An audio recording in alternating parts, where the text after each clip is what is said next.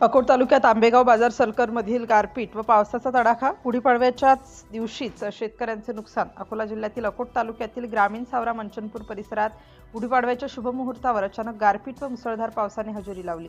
या अवकाळी पावसामुळे शेतकऱ्यांचे मोठ्या प्रमाणात नुकसान झाले असून सणाच्या दिवशीच चिंता वाढली आहे. मिळालेल्या माहितीनुसार दुपारच्या सुमारास वातावरणात अचानक बदल होऊन जोरदार वाऱ्यासह गारपीट सुरू झाली. काही वेळातच पावसाचा जोर वाढल्याने शेतातील उभ्या पिकांना मोठा फटका बसला. गहू, हरभरा तसेच आंब्याचे भाजीपाला पिकांचे नुकसान झाल्याची प्राथमिक माहिती समोर येत आहे.